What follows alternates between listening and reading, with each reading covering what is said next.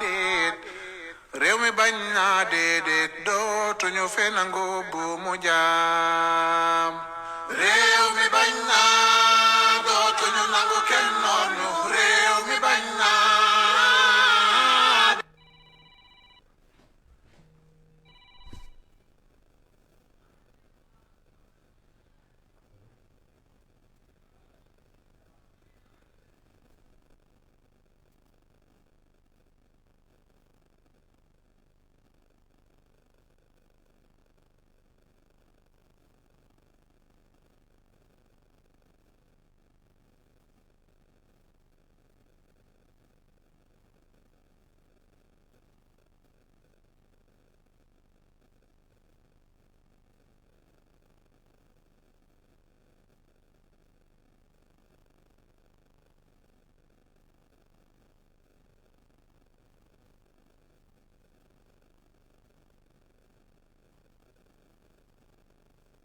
réew mi bañ naa dootuñu nangu kenn jaay nu réew mi bañ naa déet réew mi bañ naa déedéet dootuñu fi nangu bu mu jaam réew mi bañ naa dootuñu nangu kenn noonu réew mi bañ naa déet réew mi bañ naa déedéet dootuñu fi nangu bu mu jaam bi yoon lu ngeen di wax ñaw baax na si ñoom bu ñu toogoon seen pooju nday yi bañ marche kenn du leen boom réew mi bañ naa dootuñu nangu kenn noot ñu réew mi bañ naa déet réew mi bañ naa déedéet dootuñu fe nangu bu mu jaam réew mi bañ naa dootuñu nangu kenn noot ñu réew mi bañ naa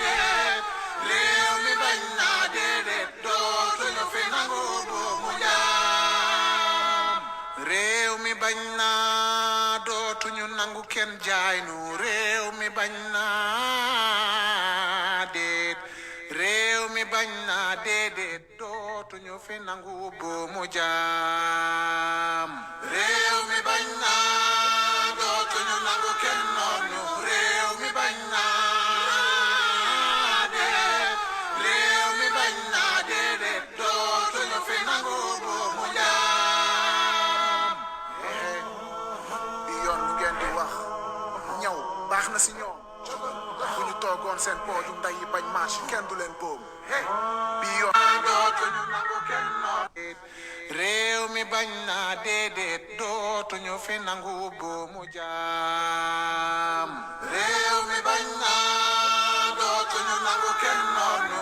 réew mi bañ naa déet réew mi bañ naa déedéet dootuñu fi nangu bu mu jaam bi yoon lu ngeen di wax ñaw baax déet dootuñu fi nangu bu mu jaam réew mi bañ naa dootuñu nangu kenn noonu réew mi bañ naa déet réew mi bañ naa déedéet dootuñu fi nangu bu mu jaam réew mi bañ naa dootuñu nangu kenn jaay nu réew mi bañ naa jaay nu réew mi bañ naa dootuñu nangu kenn noot ñu réew mi bañ naa déet réew mi bañ naa déedéet dootuñu fe nangu bu mu jaam réew mi bañ naa dootuñu nangu kenn noonu réew mi bañ naa déet réew mi bañ naa déedéet dootuñu fi nangu bu mu jaam réew mi bañ naa dootuñu nangu kenn jaay nu réew mi bañ naa déet réew mi bañ naa déedéet dootuñu fi nangu bu mu jaam réew mi bañ naa dootuñu nangu kenn noonu réew mi bañ naa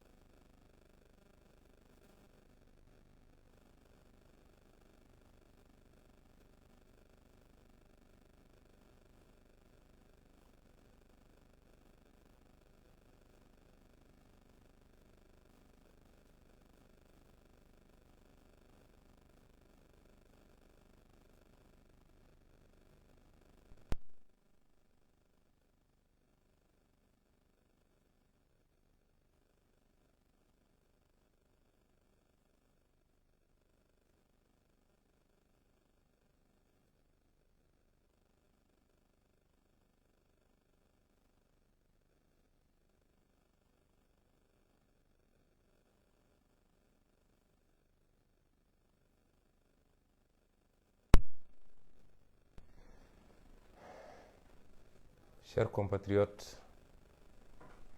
du Sénégal et de l'Afrique, bonsoir. Nous venons par cette allocution nous adresser à vous pour revenir sur les événements de ce jour à Dakar, à Ziguinchor et épisodiquement dans d'autres endroits du Sénégal.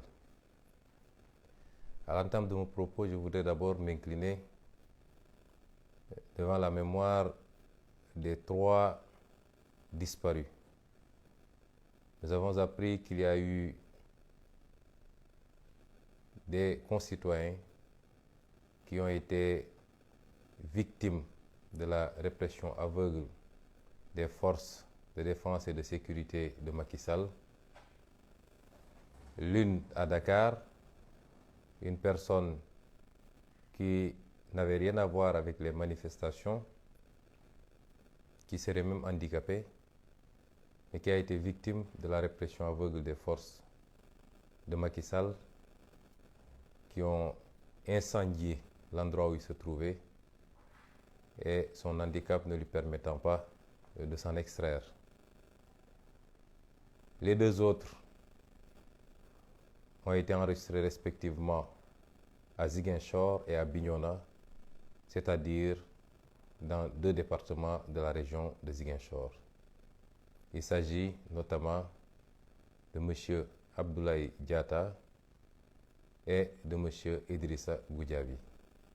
Nous nous inclinons devant leur mémoire, nous présentons à leurs familles, à leurs proches et à tout le peuple sénégalais nos condoléances les plus attristées.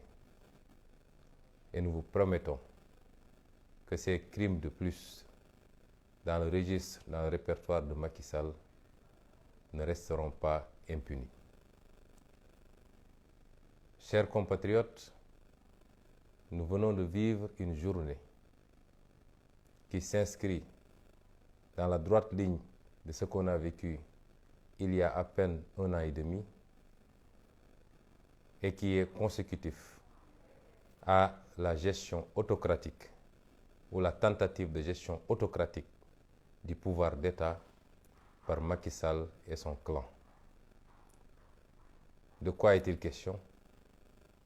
D'exercice des libertés les plus élémentaires inscrites dans notre charte fondamentale qu'est la Constitution et relevée dans toutes les lois librement votées dans ce pays, parmi lesquelles la liberté de manifester, la liberté de s'associer, la liberté d'aller et de venir, mais également la liberté de culte. Yewwi Askan Wi a déposé une information, puisque de par la loi et par la Constitution, il n'est absolument pas question d'autorisation. Une information d'une manifestation qu'elle tenait à organiser pacifiquement pour protester contre cette dictature de Macky Sall, instrumentalisant l'administration et la justice depuis 10 ans qu'il est à la tête du Sénégal pour écarter ses adversaires politiques de toute compétition. Yewwi Askan Wi donc a tenu à organiser une manifestation pacifique. Manifestation similaire organisée il y a à peine 10 jours au même endroit, ayant réuni des milliers et des milliers de manifestants dans l'ordre, dans la discipline, dans la paix, sans qu'il y ait eu un seul incident. Il se trouve que l'administration de Macky Sall, sous la dictée de ce même Macky Sall, a voulu interdire cette manifestation. Il est évident que la manifestation a eu lieu et a été même beaucoup plus visible que si elle avait été autorisée. Aujourd'hui, Dakar a cessé de fonctionner durant toute la journée. Mais tout le Sénégal, j'allais dire, a été bloquée durant toute la journée. Si la manifestation avait été autorisée, elle se serait tenue uniquement à la place de l'Obélisque, dans la discipline et dans l'ordre. Il n'y aurait eu ni blessés, ni perte en vie humaine. Les gens auraient délivré leur discours et seraient repartis tranquillement chez eux. Tout ce qui s'est passé aujourd'hui est de la responsabilité unique, exclusive de Macky Sall. Alors je voudrais d'abord m'adresser à Macky Sall pour lui dire qu'il est un président assassin. Après avoir assassiné 14 personnes lors des événements de février-mars 2021, le voilà qui ajoute 3 autres victimes à son répertoire en juin 2022. Tous ces crimes ne resteront pas impunis. Vous vous souvenez bien qu'après les événements de 2021, il avait annoncé une commission d'enquête censée faire toute la lumière sur la question. À ce jour, point d'enquête, point de commission. La meilleure manière pour Macky Sall d'enterrer un dossier gênant, c'est justement de promettre aux Sénégalais de mettre en place des commissions d'enquête pour faire la lumière. Nous voulons dire à Macky Sall que lui et son gouvernement et son général qui dirige la gendarmerie sont des assassins. Parce que ce qui s'est passé, notamment dans le sud du pays, relève d'une volonté manifeste d'un régime de tuer sans raison. Ce qui s'est passé à Bignona, il n'y avait même pas de manifestation à Bignona, puisque même une demande d'autorisation de manifester n'avait été déposée. La manifestation s'est tenue à Ziguinchor. Voilà que la gendarmerie va trouver des militants au siège d'un parti, qu'un gendarme prend le temps de viser, d'ajuster et d'ouvrir le feu sur un jeune garçon innocent de 24-25 ans pour l'abattre, cela relève d'un crime. Et c'est parce qu'il a reçu l'ordre de le faire. Depuis hier, nous avions eu des informations venant de l'intérieur que le général Moussa Fall aurait donné comme instruction à ses gendarmes d'user de tous les moyens et que lui, il les couvrirait et qu'il assumerait. Et voilà le résultat de cet ordre. La même chose s'est passée à Ziguinchor, où on a tiré à balles réelles sur des manifestants désarmés, atteignant l'un au cou, qui vient de succomber justement à ses blessures, l'autre au dos et le troisième à la jambe.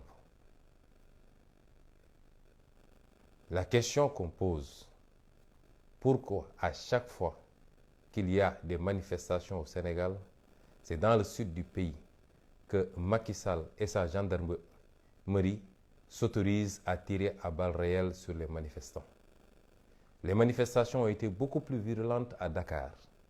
Il n'a pas été fait usage de tirs à balles réelles.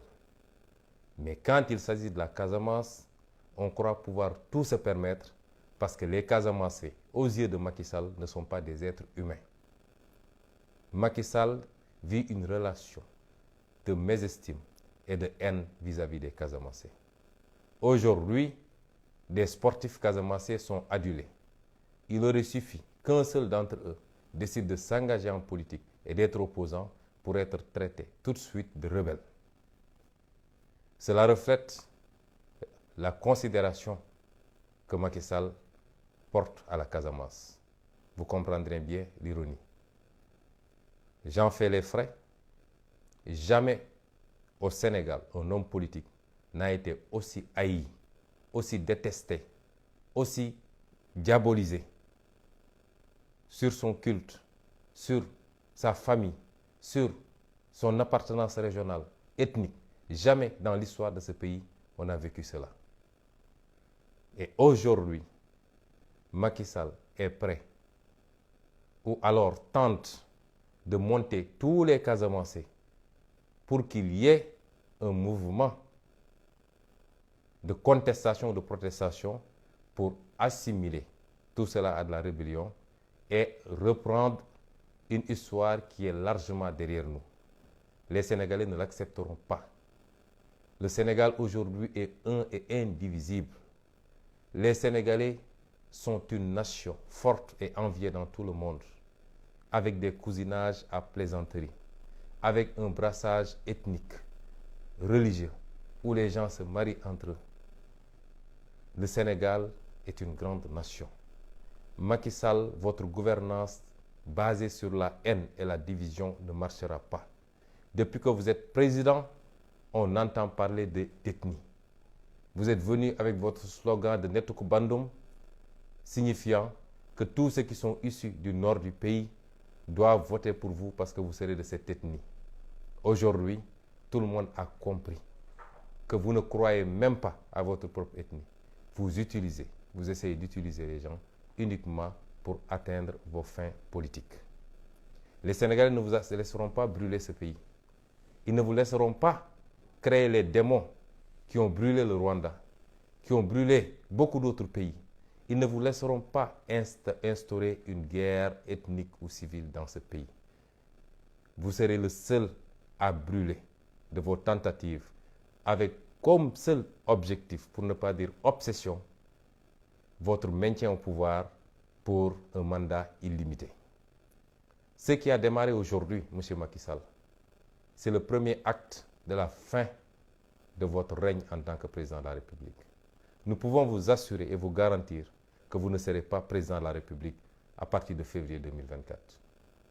Vous ne le serez plus. Et les tentatives d'intimidation ne marcheront pas. Ce que vous avez fait en Casamance, vous vous rendrez compte que demain, si on appelait à une manifestation, vous verrez encore 10 fois ou 20 fois plus de manifestants. Ce qui s'est passé aujourd'hui à Dakar, considérez que ce n'était qu'un avertissement. L'une des principales leçons qu'on doit tirer de cette journée, c'est que Macky Sall a voulu jauger le peuple sénégalais. Mais le peuple sénégalais également l'a jaugé. Parce que depuis 1 an et demi, il a fait croire à tout le monde qu'il est allé se préparer, qu'il a tiré des leçons de sa cuisante déculottée de l'année dernière, qu'il est allé s'équiper en France, en Israël, au Brésil et partout en Turquie, qu'il a acheté suffisamment d'armes de répression, qu'il a recruté suffisamment d'agents de sécurité.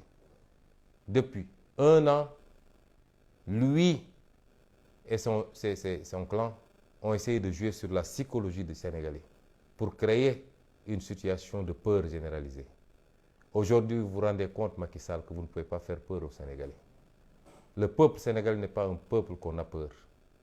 Et aujourd'hui, vous avez compris que vous n'aurez jamais, mais alors jamais de la vie, suffisamment d'hommes de loi, suffisamment d'agents de sécurité, suffisamment d'armes pour retenir un peuple debout qui veut en finir avec la dictature. Ce qu'on peut tirer encore comme enseignement aujourd'hui, c'est que tout l'entourage de Macky Sall, dont la bravoure se limite aux conférences de presse tenues au siège de l'APR, qui avait promis de croiser le fer et de contrer la manifestation, on n'a pas vu l'ombre d'un cafard marron beige dans les rues de Dakar.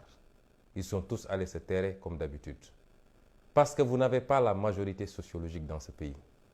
Vous pouvez continuer à vous raconter des histoires quand vous êtes entre vous ou quand on vous tend le micro. Mais vous savez très bien que vous êtes dans une minorité sociologique et politique écrasante dans ce pays. Ce qu'on peut tirer comme enseignement de la journée d'aujourd'hui, c'est que Macky Sall n'est pas un homme courageux. C'est un homme qui aime frapper derrière le dos. Mais quand il faut faire face à ses responsabilités, il est toujours embusqué derrière un commandement, et notamment de la gendarmerie et de la police, un commandement lâche qui est prêt à assassiner son propre peuple pour satisfaire à un président de la République complètement vomi par ses populations. À ces messieurs, nous leur dirons qu'ils sont des Sénégalais comme tous les Sénégalais et que tôt ou tard, ils auront des comptes à rendre à la population sénégalaise. Ce que je veux dire ensuite, c'est que Macky Sall ne fera pas un 3e mandat au Sénégal. Aujourd'hui, on a posé le premier acte de son départ en 2024. Je veux dire aux Sénégalais, aux Africains qui nous suivent, qu'il ne s'agit pas simplement d'une question de liste. C'est la démocratie, chèrement conquise au Sénégal, qui était un modèle pour toute l'Afrique quasiment il y a quelques années. C'est les droits et libertés. Toutes choses que Macky n'a cessé de piétiner depuis plus de 10 ans. Ce sont ces questions-là qui sont en jeu aujourd'hui. Et c'est pourquoi le peuple ne l'acceptera pas. Ce qui est en jeu également, c'est la réappropriation de notre souveraineté nationale sur nos ressources naturelles, sur notre économie, sur tout notre potentiel qu'il faut transformer pour le bonheur exclusif de nos populations sénégalaises et africaines. Et c'est pourquoi nous ne pouvons pas abdiquer devant des préfets placés ici pour servir d'autres intérêts et non pas des intérêts des Sénégalais et des Africains. Nous n'avons pas le droit d'abdiquer. Macky Sall ne peut pas avoir plus de détermination que nous parce que nous nous battons sur la base de convictions. Lui, il se bat sur la base d'intérêts personnels et d'intérêts étrangers. Et j'en profiterai pour lancer un appel à toute puissance étrangère, et particulièrement à la France, lui demander de rester en dehors de nos affaires. L'époque est révolue où il fallait placer ici un préfet tout-puissant, l'armée, lui donner tous les moyens pour réprimer son peuple, fermer les yeux sur tout ce qu'il fait dès lors qu'il satisfait à vos intérêts, et notamment à celles de vos entreprises et de vos multinationales. Cette époque est révolue. Pour votre bien et pour le nôtre, nous vous demandons de rester en dehors de nos affaires intérieures. L'Afrique, le stéréotype de l'Afrique que vous avez est révolu et dépassé. Vous avez en face de vous des peuples décomplexés, des leaders décomplexés, une jeunesse décomplexée, qui a les mêmes soifs de liberté, de progrès, de démocratie, de développement que vos propres peuples. Ils ne pourront jamais plus accepter la domination sous quelque forme que ce soit. Ils ne pourront jamais plus accepter l'exploitation sous quelque forme que ce soit. Restez en dehors de nos affaires intérieures. Je voulais dire également que nous lançons un ultimatum à Macky Sall. Aujourd'hui, beaucoup de monde ont été arbitrairement arrêtés. Je ne parlerai pas de ma situation, puisque durant toute la journée, le monde entier a vu ce qui s'est passé.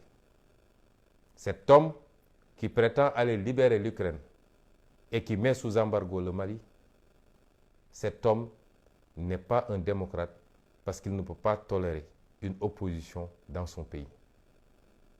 Je ne suis ni en résidence surveillée, je ne suis interdit d'aucun déplacement à l'intérieur du territoire et on m'a pris d'assaut, moi et ma famille, de l'aube à maintenant, m'interdisant de me déplacer et d'aller même sacrifier à la prière du vendredi. C'est cet homme qui joue aux démocrates et qui est en train d'essayer de se tailler une image internationale. Nous lui lançons donc un ultimatum de libérer immédiatement tous les otages qu'il a entre ses mains. Des leaders politiques ont été arrêtés, notamment M. Déthié Fall, mandataire national de la coalition Yewwi Askan Wi. Il a été arrêté devant son siège sur la VDN à plus de 4 km du lieu du rassemblement.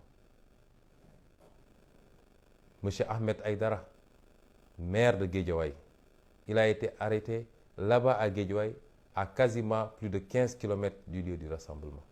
Et au moment où on parle, ils sont encore dans les lieux de la détention. Je vais vous parler d'éléments de ma garde rapprochée qui, le matin, venaient tranquillement rejoindre mon domicile et ont été alpagués pour être conduits à des destinations inconnues. Je vais vous parler de beaucoup de militants, parmi lesquels Amadouba, Diawara et beaucoup d'autres, qui ont été arbitrairement également arrêtés et acheminés vers des destinations inconnues. Je vais vous parler de l'honorable député Mame Diarra Fam, arrêté arbitrairement en tant que député et représentant du peuple et placé à la section de recherche en même temps que M. Déthié Fall. M. Macky Sall, nous vous donnons un ultimatum. à libérer tous les otages politiques qui sont entre vos mains. Au-delà, nous viendrons chercher ces otages politiques, coûte ce que ça devra coûter. Je ne pourrais terminer sans lancer un appel pressant et fort à la population sénégalaise, à la jeunesse particulièrement. Depuis des jours, un travail de sabordage systématique a été entrepris par le régime.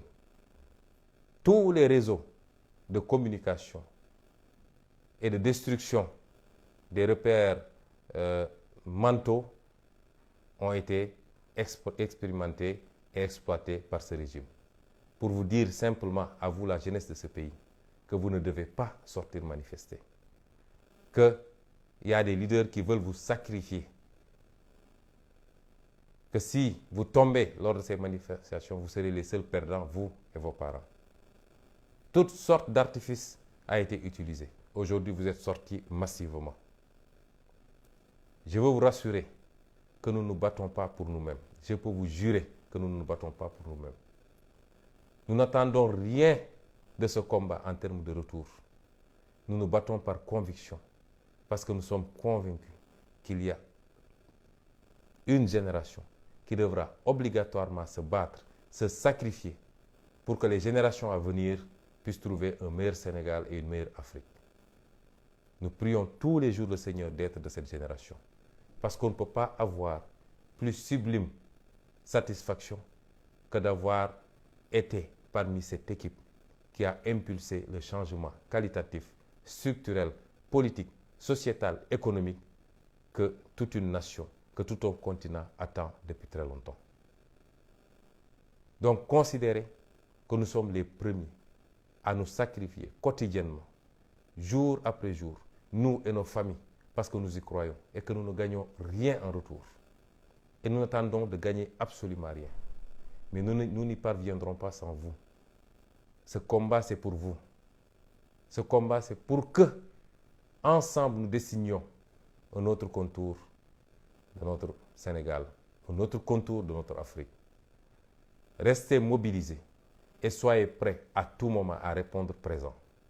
Aujourd'hui, il n'était question que de dire non à la confiscation d'une liberté, celle de manifester. Et vous avez vu ce qu'il en a été. Le premier qui doit en tirer des leçons, c'est Macky Sall. Le jour où il s'agira de dire non à son projet funeste de troisième mandat, qui n'a d'autre dessein que de s'approprier notre gaz et notre pétrole pour les livrer à des puissances occultes et à des intérêts étrangers, qui n'a d'autre objectif que de continuer à s'enrichir à coups de milliards, lui, son griot, sa famille, ses proches, au détriment du peuple sénégalais. Le jour où il sera question de ce troisième mandat, alors ce jour-là, Macky Sall saura que les Sénégalais ne sont pas ce qu'ils pensent être. Que toute son entreprise d'intimidation, de menace, n'aura servi en rien, parce que ça se jouera en quelques minutes, en quelques heures au plus tard, et il quittera le pouvoir, d'une manière ou d'une autre. Je lancerai enfin un appel, une fois n'est pas de coutume, à la presse sénégalaise. Nous avons en commun cette nation sénégalaise, qui a été construite par nos parents, par nos arrière-parents, qui ont construit un socle social solide, que tout le monde nous envoie, basé sur la tolérance, sur l'estime mutuelle, sur le vivre ensemble, au-delà de nos ethnies, au-delà de nos religions, au-delà de nos régions, sur le cousinage à plaisanterie, sur les mariages croisés interethniques. Ce socle fort qui nous a été légué ne doit pas être détruit. Or, aujourd'hui, l'espace médiatique est devenu un espace d'insultes, d'invectives, d'attaques sur la vie privée, sur la religion, sur l'ethnie, sur la région, et malheureusement relayé quotidiennement et grassement par la presse. Ne soyez pas des radios mille collines qui a détruit le Rwanda. Nous appelons à beaucoup plus de responsabilité. Parce que souvent on se plaint que lorsqu'il y a des manifestations, que les manifestants se tournent contre des organes de presse. Je le dénonce, je le déplore et je dis ici que nous n'avons jamais donné un mot d'ordre pour attaquer un organe de presse, a fortiori un journaliste qui ne fait que son travail. Mais quand on devient un support qui distille la haine du matin au soir, les insultes contre d'honnêtes citoyens, des pères de famille, des leaders d'opinion, ne soyez pas surpris que cette haine se retourne en moi ou en un autre contre vous. Soyons tous responsables. Ce qu'on attend du débat politique, c'est un débat d'idées croisées sur le budget, sur nos ressources naturelles, sur l'éducation, sur la santé, sur l'agriculture, sur l'emploi des jeunes, sur la pêche, sur l'élevage, sur le transport et sur toutes les autres questions. Est-il trop demandé à une presse d'aider le Sénégal à rehausser le niveau du débat et non une presse qui est colportrice et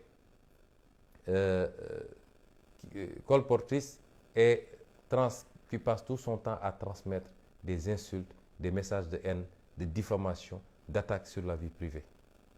Ce Sénégal nous appartient. Travaillons à le stabiliser.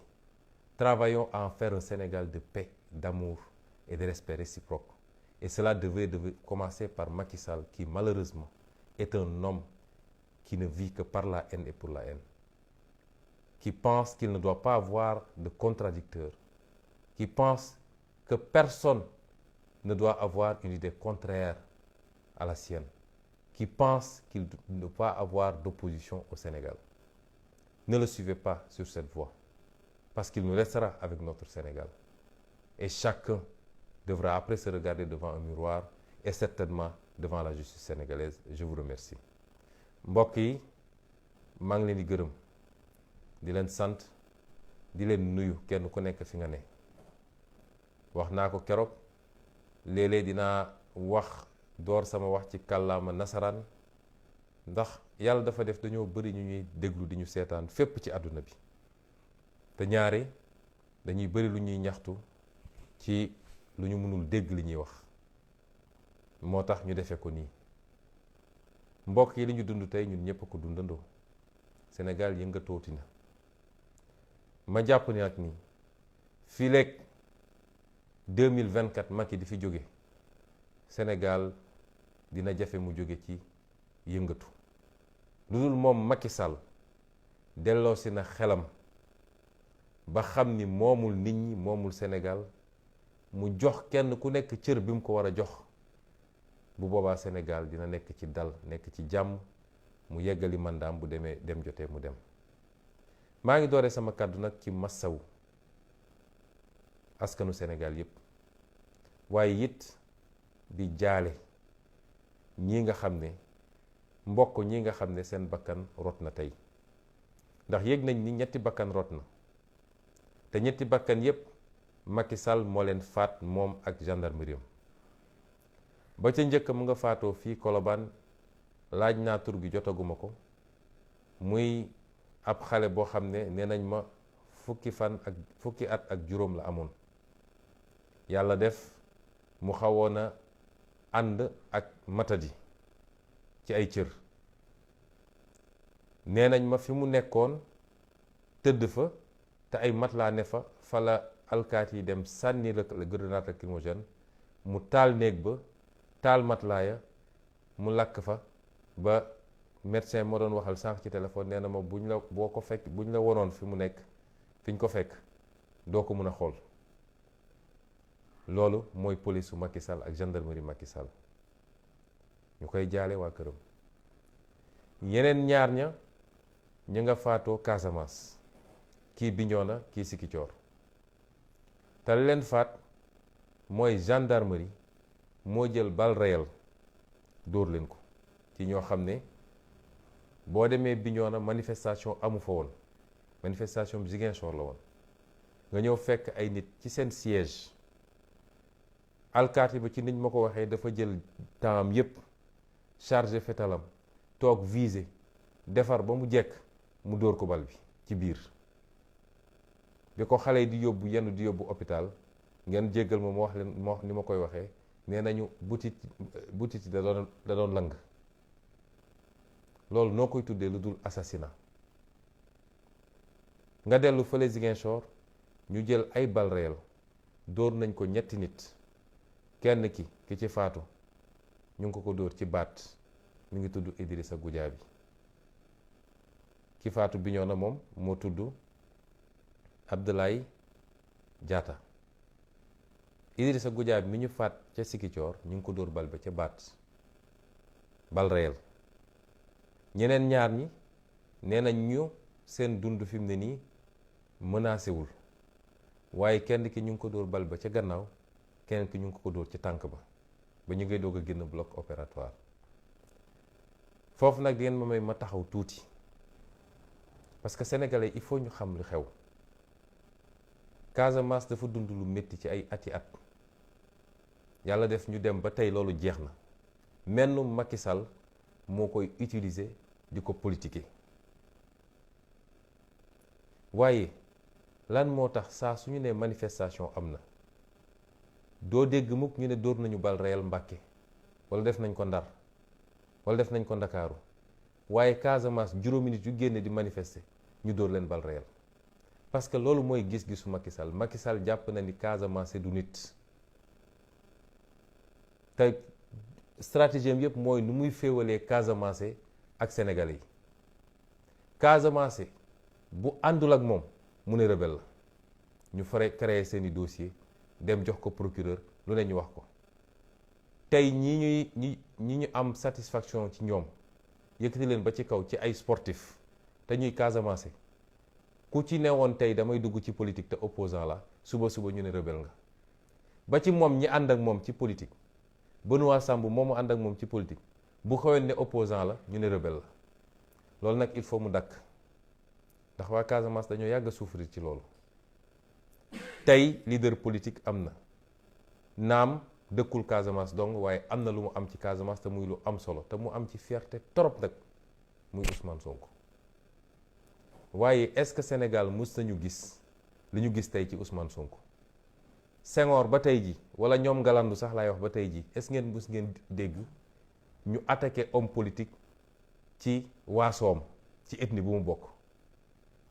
est-ce que mus ngeen gis ñu attaqué homme politique ci région bu mu bokk? te bis bu ne suba ngoon jot ngeen dégg ko, dinañ ma xas samay mbokk. est-ce que Sénégal mus ngeen gis ñu attaqué homme politique naan ban diine la bokk, ban tarixa la bokk, kan mooy sëriñam? guléet ci Ousmane Sonko.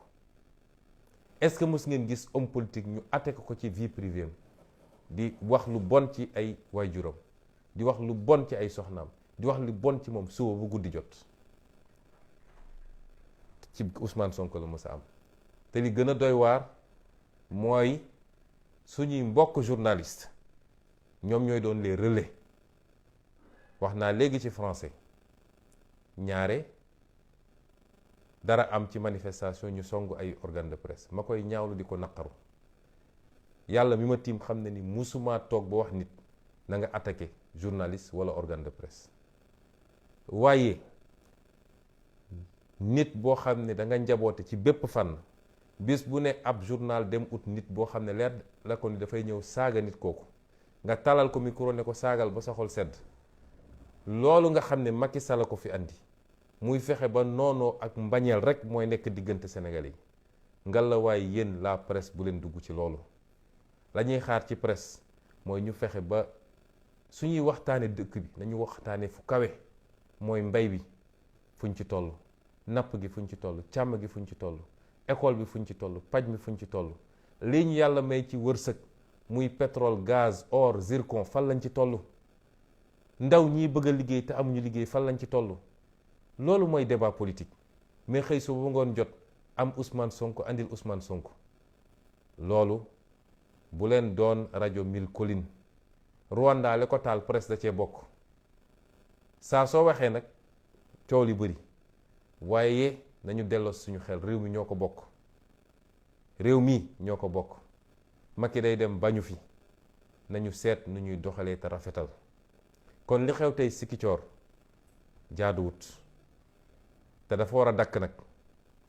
te mënuñoo xoqatal waa Ziguinchor wala ñu boole leen ak askanu Sénégal ba yaakaar ni wala ñuy leen di essayer boole ak askanu Sénégal ba yaakaar ni loolu dina leen tere def ëllëg suñu wootee waatoon manifestation li ngeen gis tey ci Ziguinchor di ngeen gis du ko ëpp juróom parce que ku xamul waa Ziguinchor moo jàpp ni mun na ko xoqatal manifestation amoon na Dakar tey te moo gënoon a métti trop ndax fu ne taal nañ ko waaye est-ce que gis ngeen ñu tiire fi bal réel lan moo tax ñu tiire bal réel fële te loolu lépp nag Moussa Fall la général Moussa Fall ndigal gi mu joxoon alkaati yi démb mooy na ngeen def répression mooy ku yëngatu na ngeen duma na ngeen jëfandikoo seen jumtukaay yépp man maa leen di couvrir lu munti am man maa leen di couvrir loolu moo andi lii wax naa sànq nag ci sama waxtaan ni fan yu néew ci kanam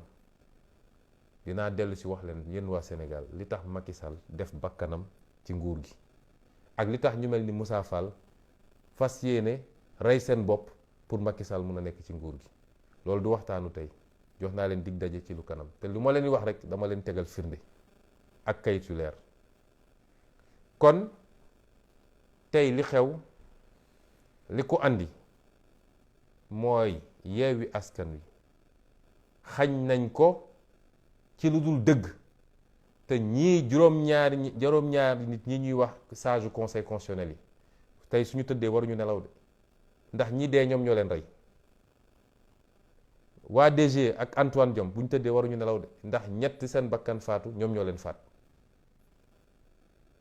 ndax jalgati constitution bi ñu waroon a appliquer ñoom moo andi lii lépp waaye gannaaw bi ñu defee li ñu def ba pare Yewwi Askan Wi ne am naa sañ-sañu manifester sama naqar constitution bi may ko article 8 constitution moo ne citoyen bu nekk am na droit di manifester Macky Sall ne ñun duñu manifester looloo andi lii lépp waaye yéen waa Sénégal jàpp ngeen ñi tey li mu génne ci ay alkaati li mu génne ci ay grenades lacrymogènes li mu génne ci ay oto ak ay chars de combat jàpp ngeen ni loolu bàyyi woon ñu dem daje fi ñu daje ku bëgg a ñëw ci jàmm ñu wax li ñuy wax ne defaraat place ba mu set dem ñibbi jàpp leen ni loolu gënoon na ko yomb téeméeri yoon du def nañ ko ay fan ci gannaaw est-ce que dégg ngeen coow est-ce que dégg ngeen xeex est-ce que dégg ngeen xuloo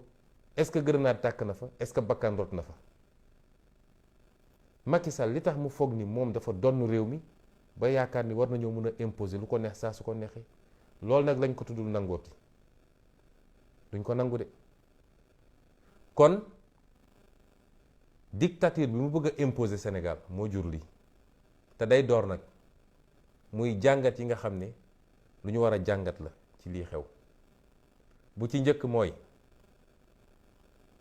tey lañu door te dootuñu teggi suñu tànk mooy bëgg Sénégal yëpp dégguñu ko tey lañu door lu ñuy dox ci 18 mois yi di fi ñu dëgmal ba keroog Macky Sall ñu ko fi jëlee li ma bëgg a wax du mbirum liste kese moo ñu tax a jóg mbirum 3e candidature Macky Sall moom moo commencé tey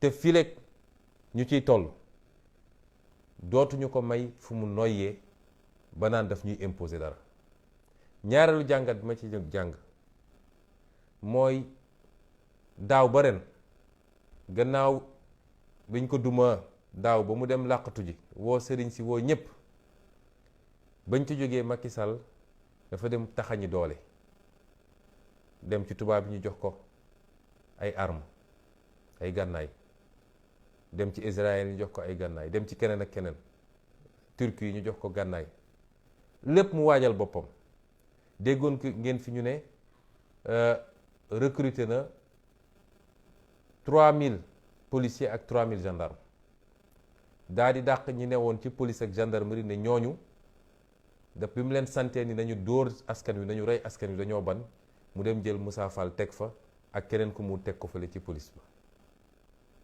kon kooku dafa dem bu foog ni moom pare na préparation am na doole war naa mun a attaquer askan wi waaye tey bu xoolee li xew te tey nit ñi génnuñu de li lancement la xam nga fu nekk tàkk na waaye lii lancement la, lii premier acte la woon. li ma bëgg a wax foofu mooy bu dee sénégalais yi dinaa manifester doo manifester moo tax sénégalais yi génn ba nii ñu gis ko tey na xam ne bis bu mu fi tuddee 3e mandat question de seconde la, de minute wala d'heure, waaye bis bu fi tuddee 3e mandat dina jàmmarloo ak sénégalais yi parce que duñ ko nangul. liñ fi doon bañ moom mu jiitu ci xeex bi yoroon mer gàddoom naan ma ngay dem fële ne Ablaye Wade warul am 3e mandat. Macky Sall bu yaakaaree ni loolu ñu xeex ba Mamadou Diop ba kanam daa rot ci ak keneen moom dinañ ko nangul ndax na boppam. jàngat gi mooy li Macky Sall war a xam askan wu taxaw ne doy na munoo am alkaati bu ko mën a dëkku, munoo am arme yu ko mën a dëkku. Algérie moo ëpp puissance foofu Sénégal, waaye bi Algériens yi jógee Bouteflika dem na. Tunisie kazalika, Égypte moo ëpp doole téeméeri junni yoon Sénégal, waaye keroog bi égyptiens yi jógee Moubarak dem na. ak feneen kon dafay nax boppam ak ñi koy wër naan ko mën nañ ko régler loolu. beneen jàngat bi ñu ciy jàngat mooy gis nga fi ñu toll nii ci Sénégal dafa am ñoo xam dañuy nax seen bopp. waa Bennoo Bokk Yaakaar nga xam ni seen làmmiñ ak seen fit mi ngi yem ci conférence de presse seen siège waxoon ñëpp diggoon nañu ñëpp ni ñoom dañuy génn attaquer manifestants yi, waaye tey ñoom ñëpp ñi ngi suulu seen biir kër. gisoo ci kenn ku génn. suba nag dinañu am fit dem seen siège ne dañuy def conférence de presse. lañ cay jàngat mooy Macky Sall xamal ni sénégalais yi wàccu nañ la. minorité sociologique ak politique nga fii ci Sénégal. yow ak ñi nga àndal ak ñi lay jàppale ak ñi lay jay. minorité sociologique nga fii biir Sénégal fi mu toll nii. beneen bi ma ciy wax mooy bataaxal bu may yóbbante waa bitim réew rawatina nag waa France. Afrique bi ngeen xamoon du Afrique gu tey. Afrique bi nga xam ne da ngeen daan jël seen ab président teg ko jox ko ngànnaay jox ko ay matuwaay ne ko dóoral rayal tëjal kaso fii léegi yaa ngi may signal li ma bëgg soo amee pétrole jox ma soo amee or jox ma soo amee jamaa jox ma la ci des yëpp sama yoon newu ci. Afrique boobu jeex na. peuple yi ngeen gis tey du peuple yu am complexe. dirigeants yi ngeen gis tey du dirigeants yu am complexe. li ngeen am seen dëkk ak li ngeen bëgg ci seen àdduna mooy àdduna bu jaar yoon. ngeen am alal am koom-koom di faju di lekk lu baax di def tourisme di tukki noonu lañ ko bëggee ñun ak suñuy njaboot. gënu leen ñu. kon ñoom Macky Sall ñi ngeen fii teg ak ñoom Alassane Ouattara ak ñoom keneen ak keneen loolu xeetu dirigeant boobu jeex na Afrique. ndaw Afrique ñoo ko mënatul nangu te lii xew Afrique mënatu leen ko téye. du mbirum Ousmane Sonko bu ngeen faagagaloon tey Ousmane Sonko tey la waalo di gën a ay ndax ay téeméeri Ousmane Sonko ñu ngi fi. kon mënu leen ñu gën a bëgg seen bopp. lii nga xam ne tey mooy enjeu bi te Sénégal yëpp war ko xam li tax Macky Sall jaral na ko bakkanam. gis nga suñu pétrole ak suñu gaz bi nga xam ne jaay na ko ba noppi waaye fas yéene toog nekkal fi ñooñu comme ñun wax nañ ne bu ñu toogee dañuy renégocier yépp parce que niñ ko tëggee baaxut ba Sénégal di ci am 10% keneen di ci am 90%. ñu ne ñun bu ñu toogee dañ koy renégocier ndax dafa jot Afrique dund ci alalam suñu ndaw ñi am ci liggéey ñu defar ci ay hôpitaux yu baax defar ci suñuy tali defar ci suñu dëkk ba mu ne ñooñ. looloo tax tànneef bi diggante Macky Sall ak ñun ñi ci loolo la. looloo tax tubaab yi di ko jàppale rawatina France. loolu nag moo nekk en jeu yow laay waxal yow ndawu Sénégal. nun politique soxlawuñ ci dara. yàlla mi ma tiim xam na ni soxlawuma dara ci politique. du alal du daraja du tur. waaye dañoo gëm ni faw mu am génération boo xam ne da koy jaral lu bari. parce que réew bu baax ci àdduna dafa am génération bu sacrifié wu. looloo tax ñu dugg ci politique. looloo tax ñu ciy daj lu ne. looloo tax ñu ciy dégg lu ne. kon ngillewaay yow mii ndaw yow mii nekk diaspora, yow mii di cadre intellectuel privé comme public, yow mii di taximan, yow mii di commerçant, yow lay waxal. parce que ñoom seen stratégie yëpp mooy fexe ba ëlëmal seen xalaat naan leen bu ngeen fa demee ku fa dee yaa perte lan moo tax ngeen dem di xeexal Ousmane Sonko ak yu mel noonu. yàlla xam na ni xeexalu leen ma seen bopp ngeen di xeexal. ñoom dañoo bëgg a toog ñoom ak seeni njaboot laaj leen ana seeni doom ñoom chaque jour ñu ne ana doomu Sonko ana man samay doom a ngi fii ci kër gi bu ñu xëyee dañuy dem jàngi lycée la ñuy jànge nekkuñu sax école privée bu ñuy génn manifestation ñoom du ñu xam ni génn nañ manifestation ndax bu boobaa dañ koy booleeg seen nervi pour ñu faagagal leen pour mun maa jot. waaye ana doomu Macky Sall ana doomu ay ministre am ana doomu ña nga Dubaï ña nga Canada ña nga lépp ci xaalisu réew mi milliards yi ñuy sàcc di leen jox ñu jënd ay ngandim oto nekk seen olala. kon ñun nag ñoom bokkuñu ñun nag yéen a ñu tax a xeex kon xeex bi nañ ci ànd ngor ñun ñëpp parce que nag am nañu occasion historique buñ ko bàyyi mu romb am nañu occasion historique delloo si suñu réew ci suñu loxo te bu ñu bàyyee 2024 bi romb nañu xam ni pétrole ak gaz ak leneen buñ ko tuddati c'est fini. kon ñu ngi leen di lancer message boobu gën leen farlu gën leen takk ndigg yi ndax lii day door tey la commencé day door. di leen wax tamit wala di ko wax Macky Sall gannaaw bi ma feddalee li ma wax ci tubaab ni moom reykatu nit la. rey na daaw fukki xale ak ñeent tey yokk na ci yeneen ñett. waaye li ma ko bëgg a wax boo génnee ñi mu rey féetale fële génne ñi mu gaañ féetale fële am na ñu mu teg loxo téye leen ci ay prison am ay commissariat am tey bokk na ci ay kilifa ci suñu coalition. Déthié Fall mi nga xam ne mooy suñu mandataire ñoo ngi ko jàppee buntu siège am a ngi fii VDN manifestation place de l'Obélisque ñu waxoon mu génn siège am ñu jàpp ko yóbbu boobu ba léegi ñu ngi koy wërle sànq lañ ñu wax ni ma nga fële section recherche nee nañu dañ ko notifier garde à vue pour xoqatal ko rek il faut ñu def tout ba téye ko ci week-end bi. soxna Mame Diarra Fam te ñaar ñooñu ñëpp ay député lañ te kenn jàppu leen ci flagrant délit parce que place de l'Obélisque lañ tere jàppewuñ leen foofu tey ñu ngi leen teg loxo yóbbu leen fu kenn xamul. am ay militants yu bari yu ñu jàpp it ku ci mel ni Amadou Ba nga xam ne Sénégal yëpp xam nañ ko ci plateau yi ak ñi mu àndaloon ñoom Diawara. sama waa garde rapproché am na juróom benn yu ñu ci jàpp defuñu dara lu xëy jël seen oto wàcc kër góor gi di ñëw sama kër ñu jàpp leen fii ci bopp koñ bi yóbbu boobu ba léegi ñu ngi central avocat yi sax nanguwuñu ñu gis leen.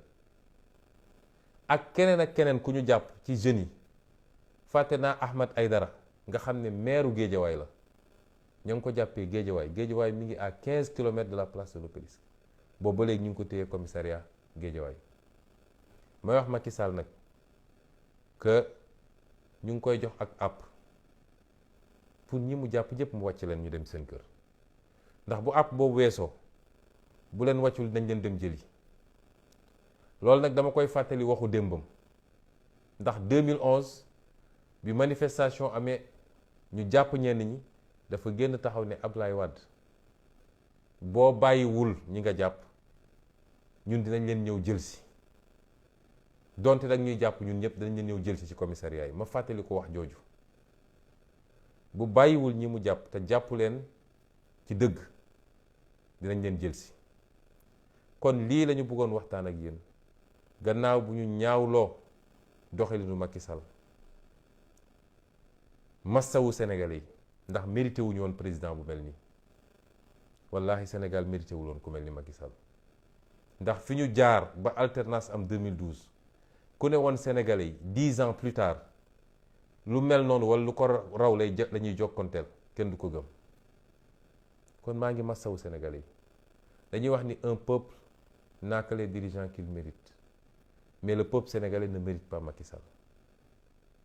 ndax Sénégal musul wàcc niveau bi ci wax lu dul dëgg, ci jël alalu réew mi, ci sosalaate, ci wax ju ñaaw ak saaga ak fay ay saagakat ñuy wër di saaga suba ngoon jot.